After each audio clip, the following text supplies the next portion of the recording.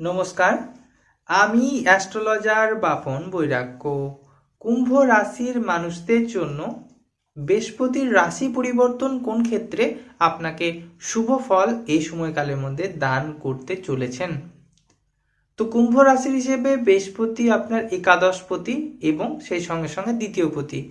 একাদশপতি দ্বিতীয়পতি হয়ে আপনার রাশিতে বৃহস্পতি এই সময়কালের মধ্যে প্রবেশ করছেন এবং বৃহস্পতি মকর রাশি থেকে কুম্ভ রাশিতে প্রবেশ করছেন 20 নভেম্বর রাত্রি 11:41 এবং কুম্ভ রাশিতে অবস্থান করবে বৃহস্পতি 13 এপ্রিল পর্যন্ত। তো এই 20 নভেম্বর থেকে 13 এপ্রিল পর্যন্ত বৃহস্পতি আপনার রাশিতেই অবস্থান করার ফলে কোন ক্ষেত্রে ভালো ফল আপনাকে প্রদান করবে, কোন ক্ষেত্রে খারাপ ফল দেবে, কি কি উপায়গুলো এই সময় আপনাকে করতে হবে।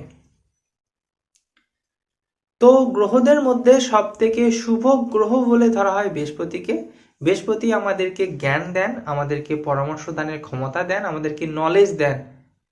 তো যাদের জন্মছকে বৃহস্পতি খুব ভালো অবস্থানে থাকে তারা ভালো নলেজেবল মানুষ হন, খুব জ্ঞানী ব্যক্তি হন, মানুষকে সঠিক পরামর্শ তারা দান করতে পারে। যারা টিচিং প্রফেশনের সঙ্গে যুক্ত আছে, মানুষকে শিক্ষা দান করেন, তাদের কিন্তু বৃহস্পতি বিশেষ শুভ হওয়া প্রয়োজন হয়।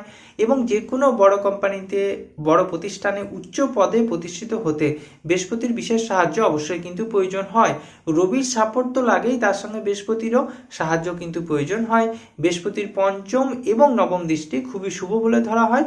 যে যে স্থানে বৃহস্পতির পঞ্চম এবং নবম দৃষ্টি পড়ে সেই স্থানের অশুভত্বকে বৃহস্পতি নাশ করে শুভত্ব কিন্তু অবশ্যই দান করে।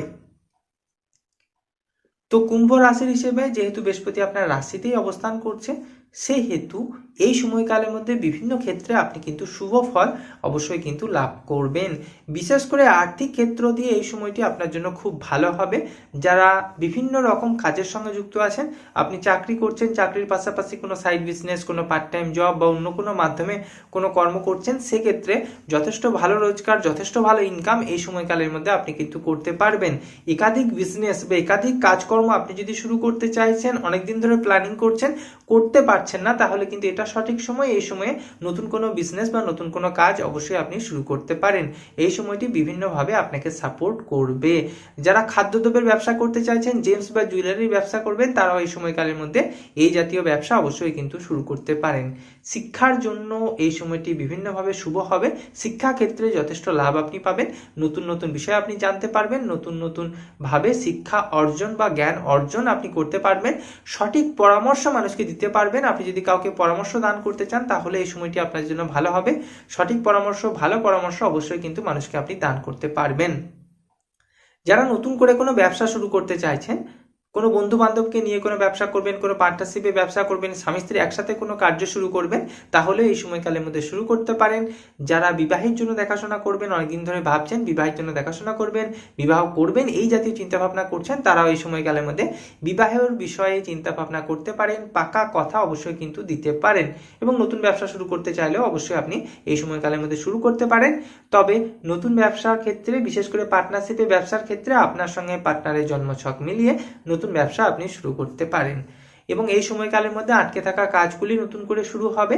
এবং যারা উচ্চশিক্ষা নিতে চাইছেন, বিশেষ করে মাস্টার ডিগ্রি করবেন, কোনো পোস্ট গ্র্যাজুয়েট কোর্স করবেন, অ্যাস্ট্রোলজি শিখবেন বা আপনি রিসার্চ করবেন, যে কোনো রকম উচ্চশিক্ষার জন্য এই সময়টি ভালো হবে। টেকনিক্যাল ফিল্ড, মেডিকেল ফিল্ডেও আপনি যাওয়ার জন্য ইচ্ছা যদি আপনার থাকে, তাহলে এই জাতীয় শিক্ষা আপনি গ্রহণ করতে পারেন। উচ্চশিক্ষা নেওয়া এই সময় আপনার জন্য ভালো হবে। যারা শিক্ষা দিতে চাইছেন, আপনি হিস্ট্রি পড়াবেন, জিওগ্রাফি পড়াবেন, ম্যাথ পড়াবেন, আপনি গান শেখাবেন, নাচ শেখাবেন, যে কোনো কিছু শেখাবেন, আপনি শিক্ষা দান করবেন, আপনি উচ্চশিক্ষা দেবেন, আপনি বা উচ্চশিক্ষা নেবেন, তাদের জন্য এই সময়টি বিশেষভাবে শুভ হবে।